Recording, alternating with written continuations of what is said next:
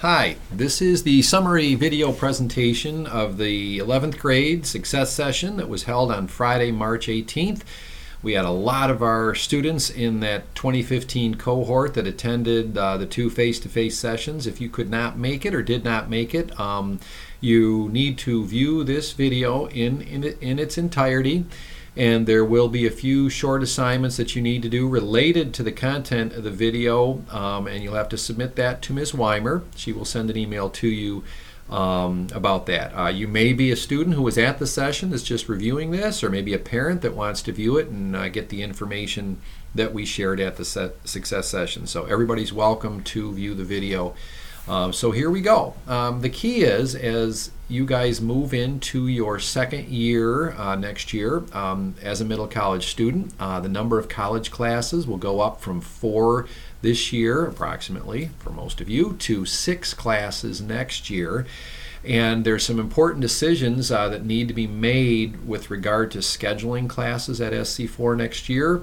The more thought you put into it, the more you take control of your plans rather than just kind of being carried along with what friends may say to take or something like that, the more you're going to get out of the middle college, the more you're going to get out of SC4, and the more it's going to help you at a 4-year college or university. So I encourage you to pay attention, stay awake, grab a Coca-Cola or a cup of hot chocolate or something, and stay tuned in during this presentation. So what was covered at the session and we'll cover today are some miscellaneous news and updates, important things you should be aware of. It might not impact everybody, but if it does impact you, it's important that you hear about that. We'll have you take a reflection survey. It's a Google form. I'll just show you a little bit, and the link will be in the video. Obviously, we won't pause the video for that. But you should go and you'll be required to complete the reflection survey after the video at some point. But what I will show you is some of the responses of the students who already took the video. We'll talk a little bit about that. We were able to do that during the sessions because Google Forms are awesome. As soon as students are done, their information is in the system, and we can look at a summary of the responses. So we'll do that a little bit in this video. The majority of the video will talk about fall registration and what to consider when choosing courses, and then we'll review the registration process a little bit and show you where to get information about that. You've only registered on your own once, and that was for the winter semester. You did that back in November. So it's been about 4 or 5 months since you've done that, and we don't want you to make mistakes and have those mistakes kind of sit there all summer and then you don't find out about them until right before the fall semester begins. So that whole idea of choosing courses and the registration process is important. We'll talk a little bit about high school scheduling. Most of you will be entering your senior year, and that's a very important year to make sure that you finish up all the requirements so you can participate in your school's commencement if you so choose, and most of our students do. We want to make sure that you're all set for that. And we'll talk just a little bit about the SAT coming up and the work keys and so on. This is not meant to be an SAT prep session, but I will be posting a short video on the Student Success Central website. If you get this video and you view it over spring break, and then you want to do a little bit of SAT prep, there is still time for that. So we'll talk a little bit about the Michigan Merit Exam, which is coming up next week based on the day I'm recording this. Okay, so now into the news and updates. And again, this may not impact a lot of students, but it's really pretty important and really good news for our students who have come in knowing they want to go into nursing, and in particular might be interested in enrolling in SC4's Associate Degree in Nursing program, which includes RN, Registered Nurse Certification. This is brand new. Students can begin the nursing program in year 13. In other words, as a Blue Water Middle College Academy student. That did not used to be the case, but the SC4 advisors worked with the nursing personnel here, and that has been approved. Now, there are definitely criteria that must be met before you can get into the nursing program. It's a competitive program, and you have to be accepted into the program. There are prerequisite courses, in other words, courses you have to take before you can apply to the nursing program. There's also a test called the HESI test that must be completed by the spring of next year. So it's not that you have to speed things up. You may choose to just keep working on an associate degree through year 13 as a middle college student and then apply to the nursing program. That's totally okay. But if you really want to get going and have the middle college pay for a lot of those first year nursing courses, which the cost of those can add up, then you might want to follow through on this news soon as you start scheduling classes for the fall. The prerequisite courses are Bio 271, which is Anatomy and Physiology, English 101, and Health Education 101 or HE 101. So those would have to be done by next winter, along with taking the HESI test at some point in the winter semester, and then you can apply and possibly start in the fall of your 13th grade, which would be very cool. Please, if you're interested in this, see Miss Weimer in the middle college office. Send her an email, call, go in and see her before fall registration, which is starting next week. Now, you don't have to meet with her then, but just make sure in the next 3 or 4 or 5 weeks you come in to see her, and you can always adjust your schedule even if you schedule 3 classes starting next Monday when registration opens. You can always shift those a little bit to make sure you're on track for doing this. So very cool if you're a prospective nursing student. Another thing I want to let you guys know about, and you'll have to act pretty quickly on this if interested, is a summer program called Challenge for the Future. This is a collaboration between many St. Clair County businesses and the Know How to Go program and the St. Clair County RESA, where I think I have a slide coming up here. In a nutshell, it's a chance for you to get work with an actual business for about 2.5 weeks over the summer, late June through early July, with a little break for July 4th, the holiday. And you're going to be working with businesses and small teams of students to try to solve one of their real problems. So this is a real issue that these companies have to deal with, and you guys are going to learn how to tackle them. You might come up with some great solutions that they can use because you bring a fresh idea and fresh perspective to it. But it's a great learning opportunity. Something like this is a good thing to put on your resume, since many of you, since you're younger, don't have a whole lot to put on a resume, but indicating that you participated in this program that involved problem solving with real companies and working in teams, etc., is all great for the resume. You're actually going to build real world skills, which are highly sought after, I guess, when people are not only going to colleges, but also after that. You're going to be collaborating with your peers, problem solving, thinking critically about information, and then presenting your solution as a small group. And there's a very good chance at a $1,000 scholarship, and it potentially could be a $1,500 scholarship, because the winning teams, in other words, their solution was the best for their company. Each person on that team gets a $1,000 scholarship that they can use wherever they want, and you can use yours, 2 years from now at a college or university when you would need it. So that's pretty good odds. They probably will have less than 100 students participating. They're hoping to get to 100 right now. Last I heard, there's about 50 or 55 students. If you're interested, go to challengeforthefuture.org, this website right at the bottom of the screen, and you can fill out an application there. You can learn more about it. There's a video and so on. But don't wait on that, because they're trying to wrap up the enrollment for this opportunity as soon as possible. But I think if you do it by the middle of April, or even maybe a little later into April, as long as they have slots, I think you'll be able to do it. Very cool. The businesses focus on different areas such as the agricultural career pathway, arts and communication. Basically, these 6 career pathways encompass pretty much every job possible, and they're going to try to have, you can actually choose which area you're interested in. They'll try to place you in a company in that area. So again, challengeforthefuture.org, and there'll be a student FAQ there and a link to the online application.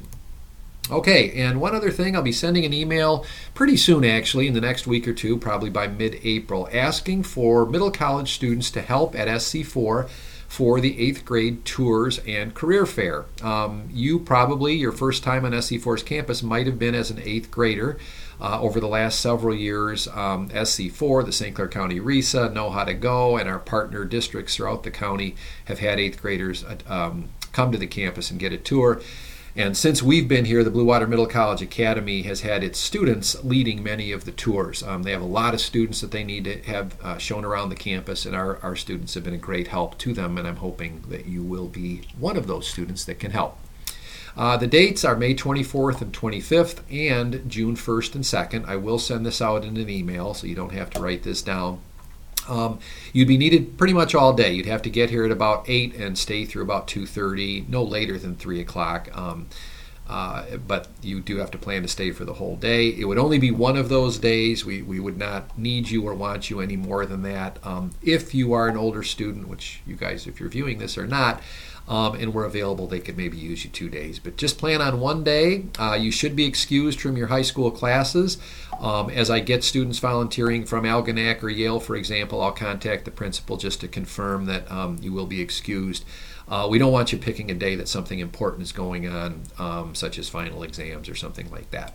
So reply to my future email if you're interested, and you can do it with a friend as long as you both are willing to work and stay focused, and it's okay. You don't have to be an expert on the campus. I know that you're familiar with a couple or three, maybe 4 of the buildings, but there may be some you don't know of. There is a sheet that gives tips and information to share with the students on every building, so don't worry about that. This is great for National Honor Society or just general community service volunteer hours, and also something to put on a resume. And we've also had some middle college students that actually get employed, get a job at SC4 as a student ambassador. And one of the things they do is to take regular college students coming here on orientation. So this would be good practice for that and good experience if you want to do that. Okay, well, we're getting closer to the end of the semester, the winter semester, about 4 weeks now, and so we're starting to think about returning textbooks and materials. You can begin returning books on April 25th. Now, I don't recommend that. If you think you're going to need the book to study from, don't bring it in early just to, get it out of your room or something like that. But we will, if you're all done with the book or you're not using it and the instructor says the final's not going to involve the book, you can bring it in as early as April 25th and drop them off to Mrs. Lawson. Don't just come in and set them on the counter and leave. Make sure that one of us actually checks off the book that you brought in. Otherwise, you are going to be charged for it. So it's important that when you turn something in like this, you signed for them when you took them. It's important that you make sure that we're crossing off that book or books, and you're getting credit for turning that in. That's on you. Don't be shy about saying, asking us, did you cross that off? Am I all set? Okay, because otherwise you'll be charged, and in some cases it could be over $100 for a book. Don't bring in books you need to study for final exams. That goes without saying. The final deadline for returning textbooks is the Friday after exam week. So exams end the week of May 2nd through the 6th. We'll give you one more week. If you take your exams and you don't bring your books with you, that's okay. You've got to get them back here by the 13th. I don't want to hear that I'm in Yale and it's too far away. You either bring them back when you're going to take your exams or make that trip, because this is very important. We need these books back to get them organized and all inventoried so we can actually start planning to redistribute them in the fall. If you don't bring them back by May 13, any courses that you have on your schedule will be dropped from your SC4 schedule. You'll not be allowed to register until we have your books or the money if you've lost books or something like that. Okay, having those books is a great benefit of being in the middle college, but you've got a responsibility with them. Now, iPads. This will be your first summer as a middle college student. You can keep your iPads over the summer. If for some reason you want to turn it in for safekeeping, it made it through the year okay, and you don't want to see it lost, maybe the family's going to be gone most of the summer or there's a move or something like that, you can turn it into us. We'll hold it for you with your name on it. We won't look into it or anything like that, but it's your iPad. You can pick it up again in the fall, but most of our students don't do that, but you're welcome to do that if you want. If you are keeping it over the summer, be smart. That is an investment that you're just borrowing from the middle college. Keep it away from water, sand, things like that. So it just doesn't make sense to take it camping. I don't care how much you think you want to play that game. Use another device if you're going to go out in the woods or the water or the beach or something like that. If yours is damaged, let us know now. It can be repaired over the summer. One way or the other, you're going to be responsible for the damage to the device, so you might as well, if it's a cracked screen, give it to us now. We can get it fixed, and then you can, once it's the repairs are paid for, then you can get the device back for using later in the summer or next fall. Okay, a little bit of information now on grades from the fall. I know we're almost wrapping up the winter semester, but there are still a few weeks left, and so I want to talk a little bit about the grades that we saw in the fall semester. And one thing I think that's important is the number of college classes middle college students took in the fall, and that number will be similar, of course, in the winter. But over 1,700 courses were taken at SC4. That's a huge number of courses. We had about 600 students that are in the middle college. Keep in mind, these courses are not all introductory courses. They include courses that our final year students are taking, which can be higher level math courses, chemistry, physics, philosophy, some courses that can be pretty tough. Now, when we look at how students are doing, in short, you guys are doing great. Of those fall courses, almost 500 of them were solid A, straight A. And then another almost 200 were an A minus. So you're looking at 40% of the grades were an A minus or an A. That is fantastic. The next biggest group are the B's, B minus, B, and B plus. 30% of the grades were in the B range. So that's 70% of the grades were B minus or above. Most of those were A's and A minus. So that's fantastic. You guys can do this. Now, some students, about 13%, earned a C or a C plus, and then there was a group of lower grades still passing. Now, 6.5% got a D minus or above. Those still are considered passing. You still earn the credits for a D minus or above. Now, you don't want to get too many in the D range or C minus range, but 1 or 2 is not going to kill your GPA, and you get the credits for those courses. So do not give up. I guess the point I want to share with you guys, don't give up at this point if you think you're doing poorly. Sometimes students come into my office and they talk about wanting to withdraw from a class, and their grade is just a C minus. Now, maybe they're not used to getting a C or a C minus, but it's okay. It happens. You get the credits. You can always choose to retake the class in the future. In most cases, students would not choose to do that, but don't bail out and just stop attending. Keep working till the end. We are now past the point where a student can withdraw from a class anyway, and so it does not make sense to throw up your hands, stop going. Keep fighting until the end, and even a D or a D minus is a small victory. And really, it's not that small because you get those 3 or 4 credits towards your 62. One thing I do want to point out, though, is the percent of students, or actually not students, but grades that are E's. So about 5%, about 1 in 20 of the grades are E's or failing. And in this little text box, I write that there is no reason to end up with an E. And I really believe that. I think if a student is struggling in a class, if they get help, if they attend every day or almost every day, and folks, you can only miss 1 or 2 college classes. You should not be missing any more than that, 3 at the most. But otherwise, there's no reason. You're not doing what you need to do as a college student, and you've got to learn that now. Because that's one of the biggest reasons students fail is they stop attending. They get behind, and then they feel overwhelmed. They miss important information the instructor shared, and it leads to this kind of downward spiral in terms of their grades. If you're attending every day, but you're still not getting the content, doing well in the papers and so on, it's because you're not taking advantage of supports, whether meeting with the college instructor, going to the Achievement Center, getting your papers done early enough where you can submit it to the Writing Center and so on. So I hope that none of you viewing this are going to get an E this year or this semester. It may happen. But if it does, make it the last E that you ever get and learn from the experience. But again, most of the students are doing fantastic, and I certainly hope that you're within this range up at the top of the chart.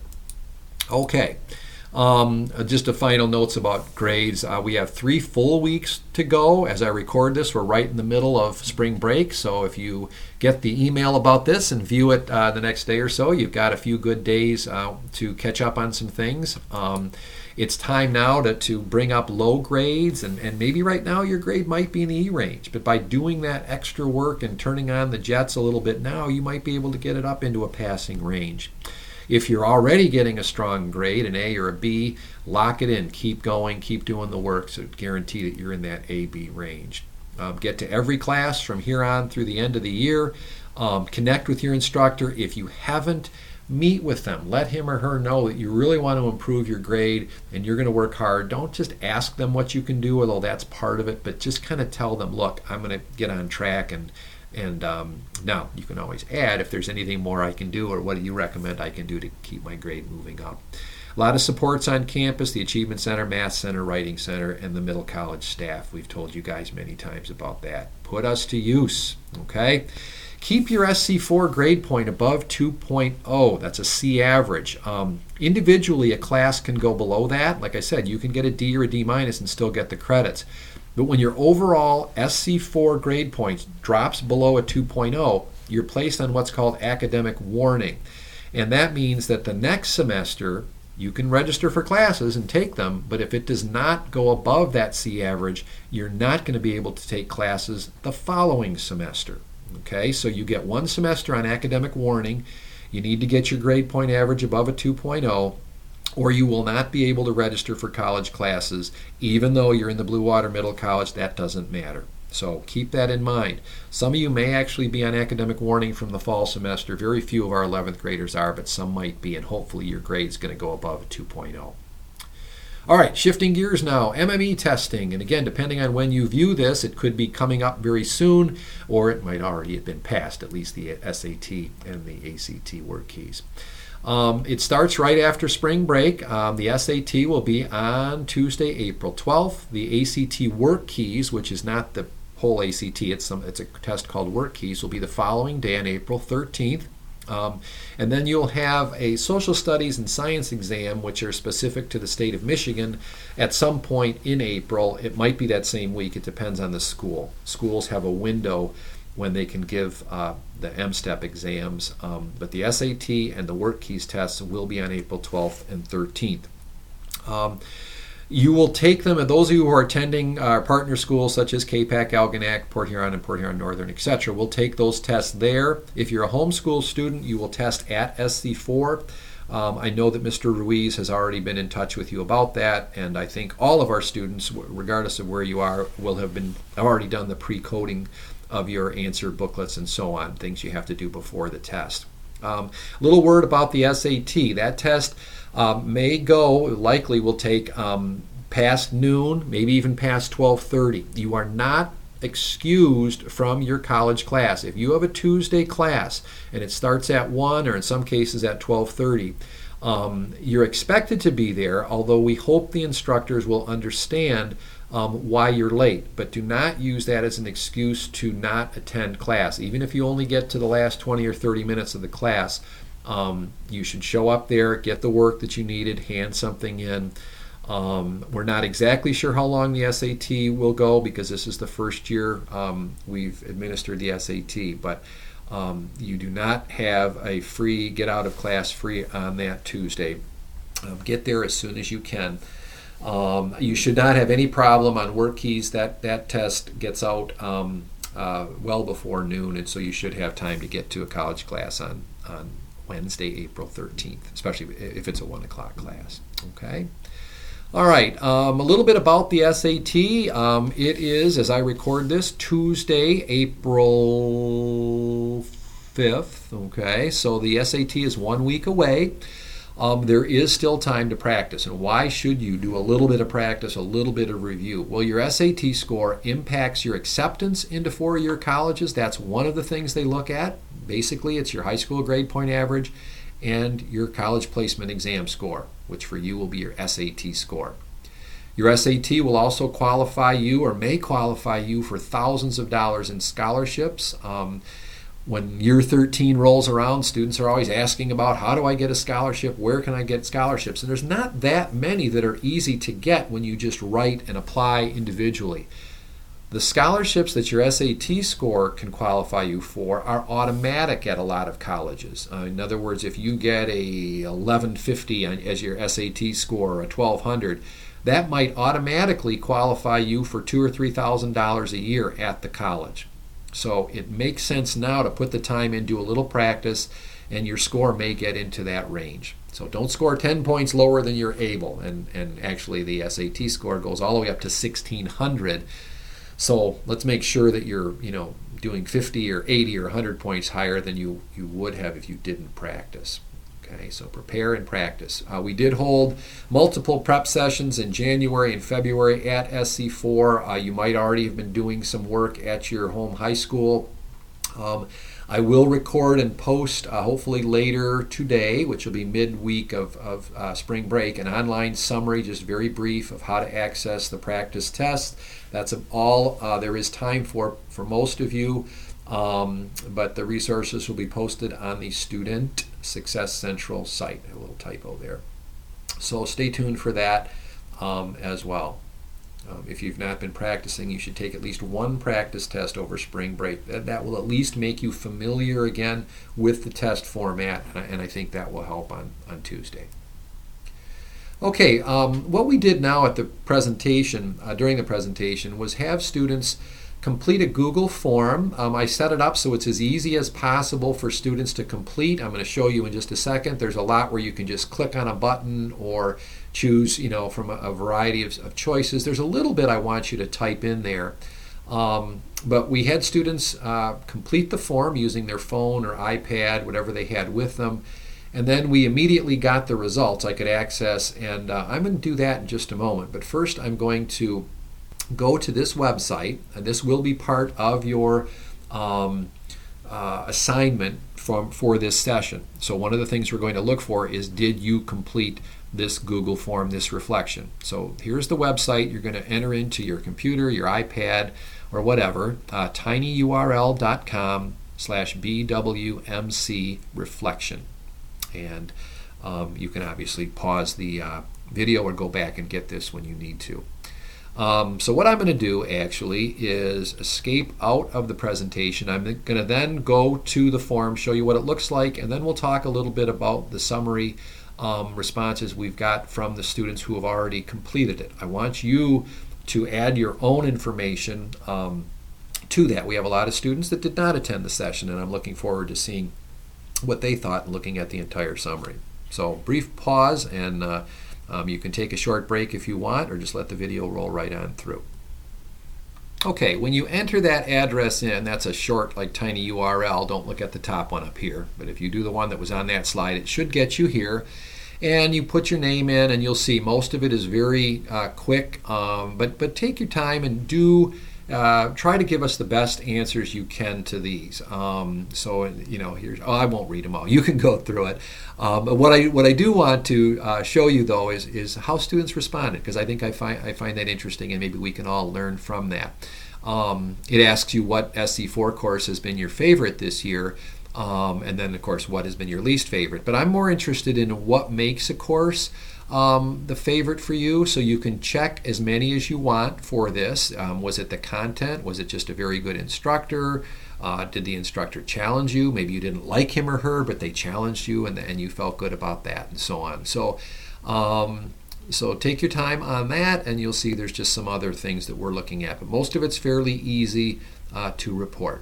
Okay, so that's what the form looks like. And now we're going to go to a summary of the responses. There are some detailed responses that I won't, take time on, but this is a summary. So off to the left, let me see if I can zoom in. Nope, if I zoom in too much, then it can't see all this on the screen. But it asked which course was your favorite, and that's not as important to me as why, because you'll see some of these same courses. These are, a whole list of courses students put as their favorite. Okay, that's fine, but somebody might have put political science as their favorite. Someone else might have put it as their least favorite. But what's important to me is whatever the course was, what did students report as the reason they liked the class? And you'll see the bar graph here. It's a little hard to see, what this means, but if you look over to the right, the second one down, it says very good instructor. So 81% of the students put that was one of the reasons, and you could choose more than one, so these numbers will add up to more than 100. 2/3 of the students thought that the content was interesting. I guess if I hover over them, it will show up. And then, the instructor challenging you, in this case, that made it on the list, but not too many. About 20% of the students reported that.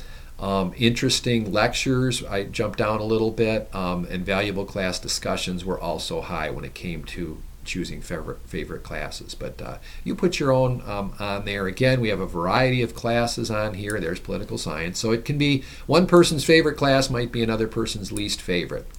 Now, the reasons for a class being the least favorite, in this case, this is did not like the content. That's 60% of the students.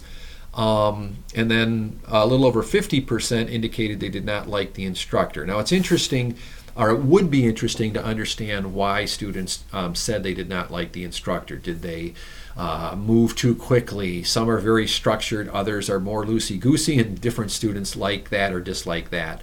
One of the things that I hear from students is when they say they don't like the instructor and they therefore want to withdraw from a class. That's a huge mistake, and that's something you need to learn to get over, because when you start taking college classes, as you are now, but when you start paying for them, you pay for the class up front. And if you get there, you may not like the instructor for one reason or another. But it's important. You're not going to, if you've spent $1,200 and another $300 or $400 for books, you're not just going to walk out of that class saying, I don't like him or I don't like her, therefore I'm withdrawing from the class. It shows up on your transcript as a withdraw, and you've basically wasted $1,500. So you've got to learn to adapt. And sometimes when you don't like an instructor early in the semester, you get to like them more and understand why they've been the way they were. So just something, it's an important lesson for you when it comes to your success down the road. Another percentage here, instructor was not engaging, and so on. Now, we asked some questions about, did you seek some kind of academic support for your classes? The majority of the students did not yet, and that's okay as long as your grades are good. But if your grades were not a B or above, you should have been seeking some kind of academic support. Good for the third or over a third that actually did seek academic support, and those are probably the students who are getting the A's and B's, although sometimes students struggle even with support and still, have difficulty getting a C, but at least they did seek that support. So what kinds of support? This is always interesting to me. Look at the number of students that met with their instructor outside of regular class hours. In other words, during office hours, after class, or before class. Almost 50% of the students who responded did that. I think that's great. There were some other things there. I can't remember if I allowed students to type in. I'll have to take a look at that. A lot of you met with middle college staff, about a quarter of you, maybe 20%. That's good, and hopefully, if needed, we would then direct you to meet with your instructor or go to the Writing Center. This is cool to see. 15%, not a huge number of students, but when you consider that most of your classes have not been English 101 or English 102, I'm glad that you guys are using the center for classes like political science. Very few of our 11th graders take math, so I wouldn't expect many of you went to the math center. Study strategies, and this is a bar graph, and I'm going to try to summarize and share some of this with you guys a little bit later once all the forms are submitted. But a fair amount of students are reporting reviewing notes outside of class. This is rewriting or highlighting notes outside of class. So again, you were to rate this on a scale of 1 to 5. So 3 and 4, that's pretty good. A fair amount of students rewriting notes. Rewriting or highlighting notes outside of class. So maybe you just take your notes and highlight them. Highlighting in your textbook. So in this case, actually 68% were not doing that. So remember, you can do that. You just want to do it, not scribble all over the pages. Using your iPad and so on. Meeting others in a study group. So I want to check one thing about this really quickly here. Hold on. Yeah, that's what I thought. So 1 is not so much.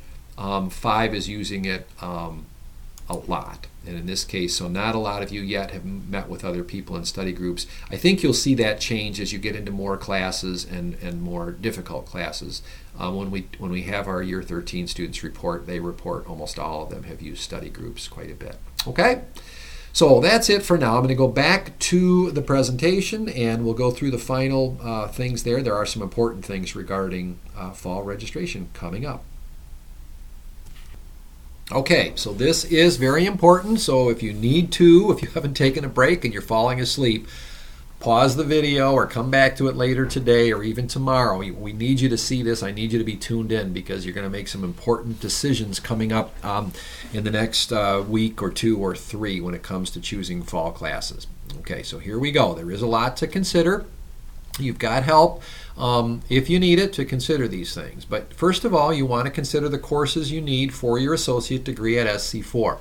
Obviously, I think that's the goal of most of our students, is to earn their associate degree. That's one of their academic goals. So you want to make sure the courses you take next year keep you on track to earn that degree. Next, once you have those courses identified, or at least you kind of know where you're going with regard to courses for your degree, you want to see which of the courses that I can use to help me get my degree here will transfer to another school or a university. The more courses that transfer, the faster you complete your bachelor's degree, and most importantly, it saves you a lot of money and time at a college or university. Now, you guys are going into 12th grade at your high school. That's an important year. We want you to get all your high school graduation requirements met. Some of you may have courses that you need to take at SC4 to complete a high school graduation requirement. We'll talk about that. There may be a prerequisite course that you need. I'll give you some examples of that in a little bit. In other words, a course that you might want to take in the fall that will allow you to take other classes in the winter of next year or year 13. And then also we'll talk about courses that fit your schedule. We'll talk about the start times, that you cannot choose classes before that. But the courses that you pick, you want them to kind of fit, and hopefully, you don't have to make too many trips to campus, although I don't know if I would recommend stacking all 3 of your classes on the same couple of days. Okay, so when it comes to courses needed for your degree, I'm not going to go through all the presentation that we did in the fall. We had a session on that. There is a video posted. It's actually going to be on the same page that this video will be posted. Scroll up to the session that says September 25th, and you can view that. You can scroll through the different segments. I'm going to have some of the shots from that coming up in just a second, but I'm not going to go through all of that about the different degrees and so on. Actually, if you're viewing this video, chances are you visited the Student Success Central website, and that's the address for that, tinyurl.com/BWMC Success. And just scroll up. It says go to the 11th grade success section. Degree requirement info begins at about the 30-minute mark in the video. And then we will go to this page, the scheduling docs and links page. I'm going to show you the graduation worksheets, but those are some. The scheduling docs and links page is another page on the Student Success Central site. You'll see that link off to the left. Okay. Here is one of the graduation worksheets for the Associate in Arts. There's a similar one for the Associate in Science. You can come into the office and get one of these, or you can print them from that Student Success Central website. So I'm going to zoom in on each section. In the upper left, social science, and we'll show how you can start adding your credits and seeing what areas you need to get a little more classwork done in. Okay, so we're going to zoom in a bit. And here's the upper left, the social science. Again, just kind of showing you how you would use this worksheet. You need at least 8 credits for the Associate in Arts. You need 6 credits or more for the Associate in Science. Many of you this year have taken Political Science 101, so you could put 3 credits down for that class. Some of you have taken Psychology 180, Introduction to Psychology. If that's the case, you can add 4 credits on the psychology line. So now you've got one more social science class to go. You could take it in the fall. You don't have to. You could take it the last semester that you're here, but you just have to know that you need at least 8 and you have 7 at that time. Same thing with the humanities section. You need 8 credits. I didn't, in this case, I'm not putting the numbers in. When it comes to the science, you need 6 or more credits. It says 6 to 8, but really you could do 10 or 12. You just need at least 6 science credits, and that's basically 2 science classes. One of your science classes must have a lab associated with it. So Bio 100, for example, or Anatomy and Physiology, which is Bio 271, they do have labs included with them, and that's one of the requirements. If you look up at the top, it says you need 6 credits between group 3 and 4, which is the biology or the physical sciences, with at least 1 lab from one of the groups. Okay, so your lab could come with earth science in the physical science group, but you have to have at least 1 lab class. Okay. When it comes to math, you may want to come in and talk to one of us about this. The courses that you need to actually complete the Associate in Arts degree are either Math 104, called Foundations of Math, or Math 120, which is Statistics, or Math 113, which is Pre-Calculus.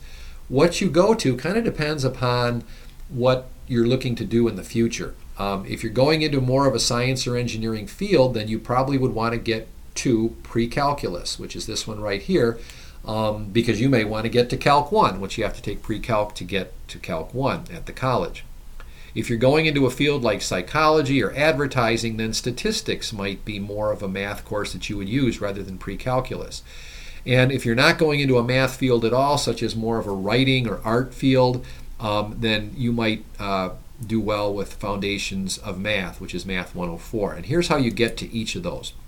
To get to Math 104, you simply need to complete Math 102 and then take Math 104. And again, this is different for everybody because some of you automatically already place into Math 104, so you would not need Math 102. But if I'm just kind of assuming everyone's starting at Math 102. To get to statistics, you'd have to take Math 102, then Math 110, and then Math 120. So now you're looking at 3 math classes, okay? And then potentially to get to Pre-Calculus, there's other ways of getting here, but it gets a little more complicated. But if you went this route, you could take Math 102, Math 110, Math 111, and then Math 113. So that's 4 semesters of math that could get you there. But again, you might place into Math 111 right away, and then you're just 1 step away from Math 113. Okay? So please contact us or an SC4 advisor if you're wondering about the math. And keep in mind, most of you should probably wait until you get your ACT scores back to see where that places you in terms of math. As you'll see in just a sec, I'll mention that. Oral communication, you need either speech or oral interpretation. Either one will work. If you take speech, you don't need oral interpretation, and vice versa. If you take oral interpretation, that's Theater 105, you don't need speech. You do need CIS 115. Be careful you don't schedule for 110. It is 115 is the one you need. Now, you might want 110. It's a good overview of computer and networking, the fields, the careers that are there. So if you want to go into computers or think you might, then 110 is a good course. But 115 is the one that you must take to fulfill this requirement. You also need English 101 and English 102. But by the time you're done, and then this is that checkbox for political science, you must take that at some point to get the Associate in Arts or Science. And then if you have courses that don't fall under those sections, they go in the lower right hand of the worksheet, and this is College Success 140, or College Success rather, SD 140, Accounting 189, for example. If you took a criminal justice class, it would go here. The credits all count towards your 62, which is good. They're just not one of those recommended or required sessions. Okay, we're going to jump now back to the web, and I'm going to go to the tinyurl.com/BWMC Success page and show you where those worksheets are. So I'm going to jump over to here, and this is, I'm going to go to the landing page. When you do the tinyurl address, you put that in your address bar. This is the page you're going to land at. It's the main page for Student Success Central. Then you're going to jump over to the side, and some of these are open. They're arrows that you might find them closed like this. Just make sure you click on them.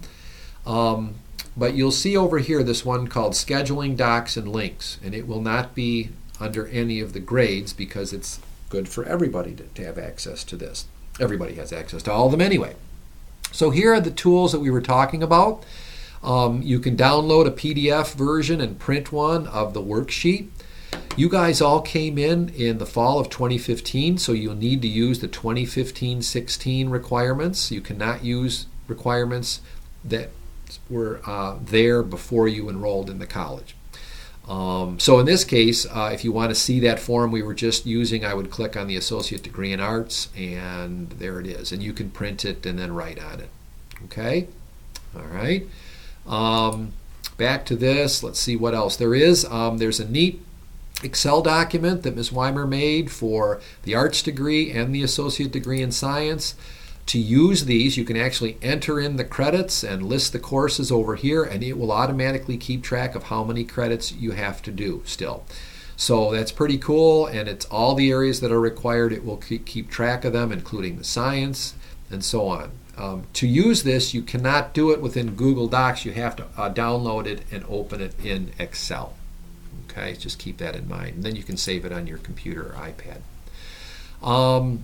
While we're here, we're going to talk about transferability of courses in just a little bit. I'm going to show you that we have a sheet here called for the Michigan Transfer Agreement requirements. There's so much to talk about. This is in that video, so I'm not going to spend a lot of time on this in this session, but you can come in and ask us about it or view that video from September 25th, and it will go into more detail about the Michigan Transfer Agreement. But this worksheet is here, and as you can start checking off and filling in these requirements, you can check your progress for the Michigan Transfer Agreement requirements, which would be really cool if you can get all those, which you should be able to. Finally, while we're here, I'm going to show you the SC4 course chooser. This is something I'm going to mention in a little bit. Let me zoom in a wee bit. There are some questions here. So as you're thinking, you've got some courses in mind, you might want to jot down the ones you're thinking about, and then ask yourself each of these questions. And if you can put a Y for yes in most of the columns, then it's probably a good course to take. If you can't, then maybe you might want to wait on that. But here are the questions. Number one, am I interested in this course? Okay, you may have to take it, so in that case, you might not be interested in it. But in this case, it's a good place to start. Do I fully understand what the course is about? Make sure you read that little overview, which is really only a few sentences. But if you're unsure what it's about, then ask somebody, come on in, ask us, contact the instructor, whatever. But don't get into a course you think you know what it's all about, then you find you're in the wrong course. This is important. Does the course help fulfill my program of study? In other words, does it help me get credits towards my degree here?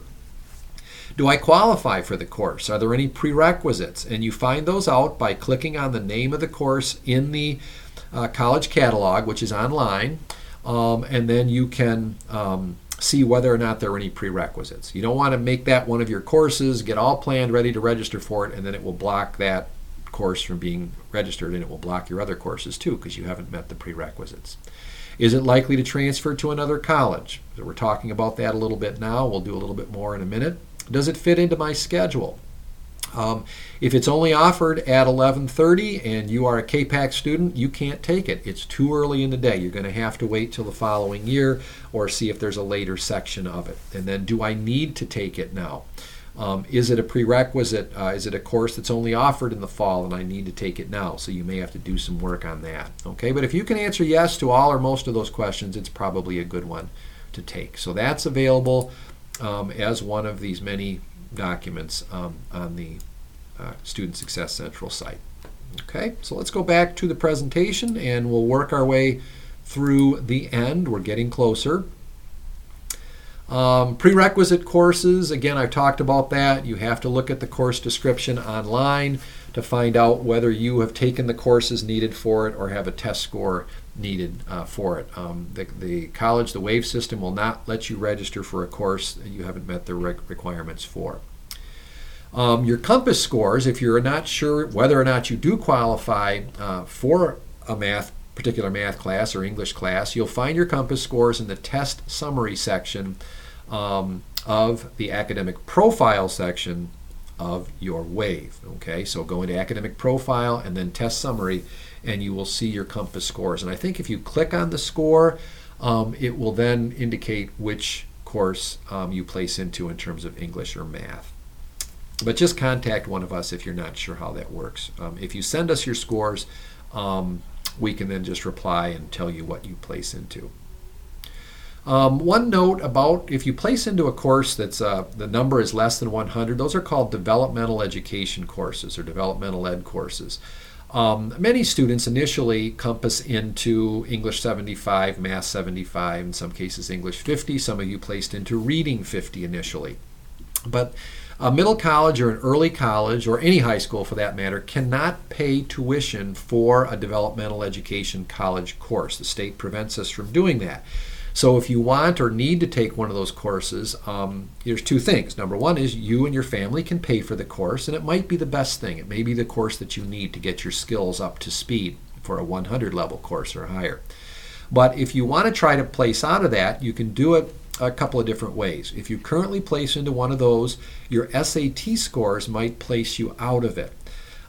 So you'll get your scores back in, I think June is what they're saying. You're going to take the test in just a few days, or maybe you already have. You can also retake the Compass test later this spring or summer if your SAT score doesn't place you into the course you want to get to. Or you can simply choose to take the course and pay for it, because you may need that extra help in math or writing. So contact one of us if you have questions about this. It says your English SAT may place you into English 101 if your Compass score did not, and your Math SAT score may place you into a higher math class than your Compass score. So right now you may place into Math 102, but you might find that your Math SAT score places you into Math 110, which would be great. As long as you feel comfortable taking it, SC4 is saying your scores place you there, so you should do okay. I mentioned this, SAT scores back in early June. The college doesn't have a placement chart yet for SAT scores because they've always used ACT in the past, but they hope to have that available sometime this summer. Use the program of study template, which is one of those documents that I showed you. It's basically kind of a calendar looking thing that lists each semester that you're a middle college student, and you can kind of map out your prerequisites. Now here are some common ones to consider. You can't take English 102 until you've taken English 101. If you're going into the business field, there's three you need to be aware of. You need to take Accounting 189 before you can take Accounting 211, and you must do that before you can take 212. These are all three required for either of the business degrees, the transfer degree or the applied general business degree. So you have to take 189 at some point next year in order to take this in the fall of your final year, and this would be the winter of your final year. To take an economics course, they don't say there's one class you have to take, but SC4 says you must take 20 credits or more before you can take Business 221, which is economics. So the earliest you can take Business 221 is winter of next year, because you'll have 20 or more credits at that point. And then, of course, you must take Bio 271 before Bio 272. Those are some examples. Okay. Getting closer to the end.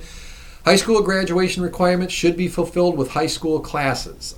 Just because we can use History 101 to complete your world history requirement, if you can take it at your high school, it's available and you can take it, you should take it there.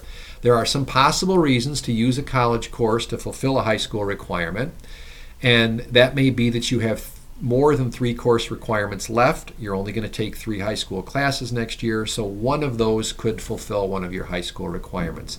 Often students that are enrolled in tech, we do have some tech students, they have had very little time at their high school the last year, only 1 class as an 11th grader. They'll have no high school classes at their high school as a 12th grader, so you're going to need to use some college classes to fulfill high school requirements.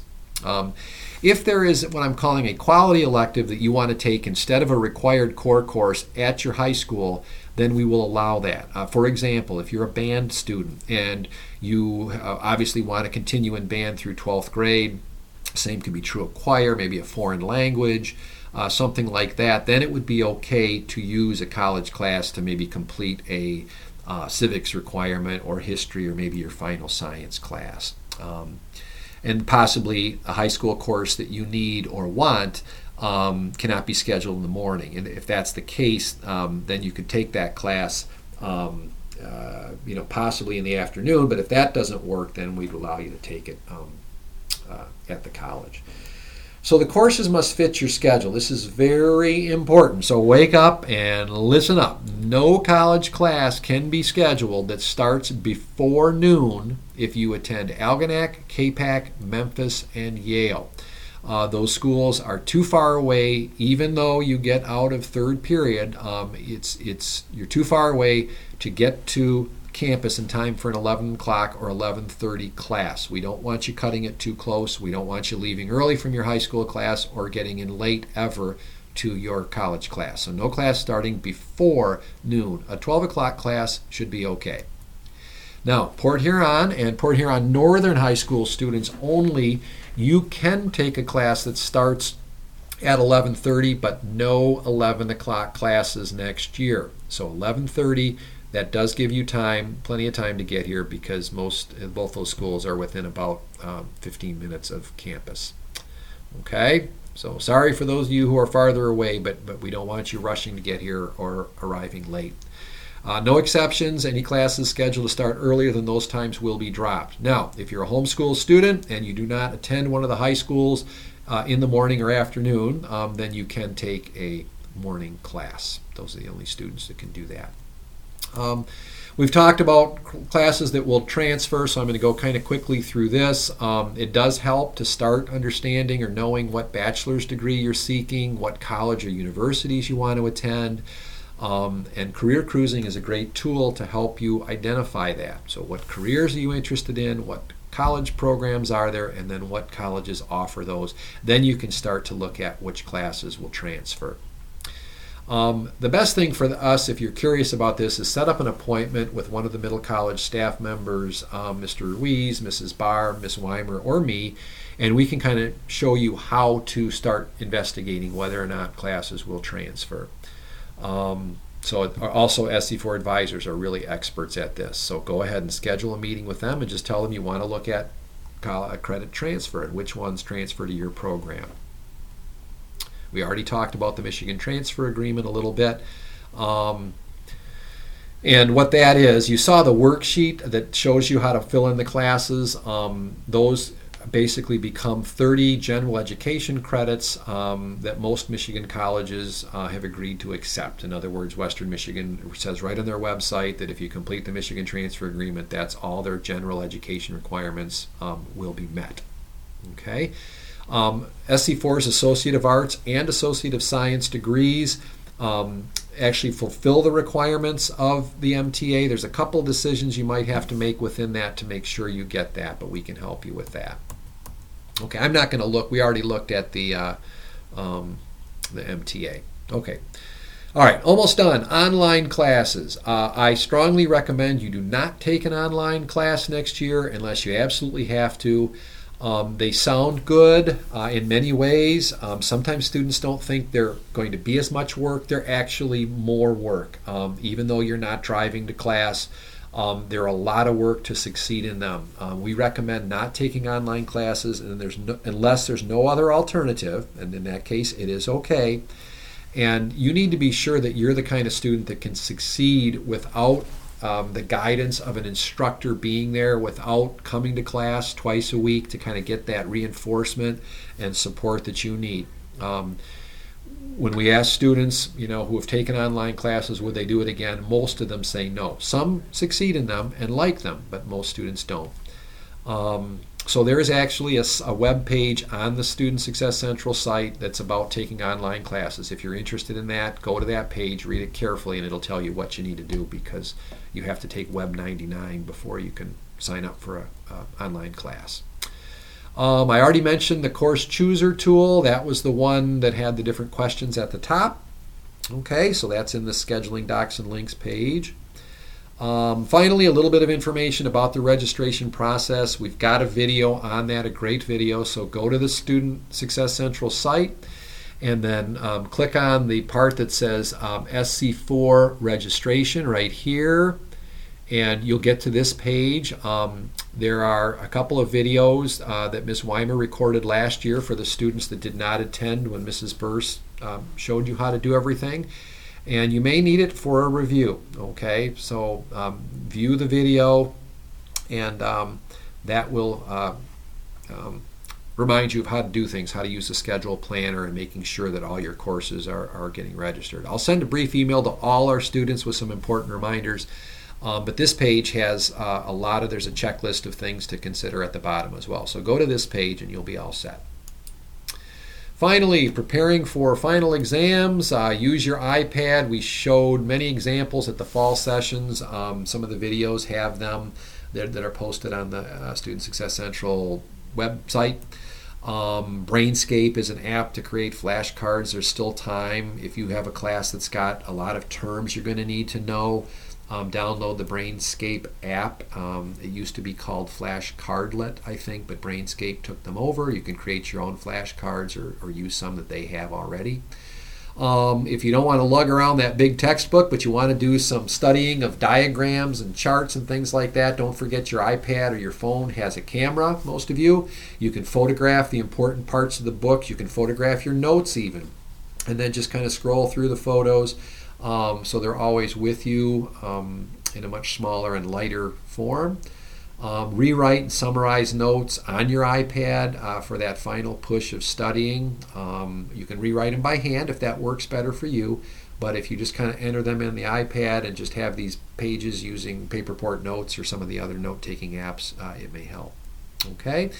This is the final slide, and I'm just reminding you that I will put together a short SAT prep video that will show you how to access the College Board site or the Khan Academy site and then do some of the practice work there. It's not going to be really in-depth, but it'll get you to that site, and then you can take a practice test or two before Tuesday the 12th. Okay, good luck with that, and thank you for viewing this video. Be sure to look for the assignment that will be posted below the video on that web page.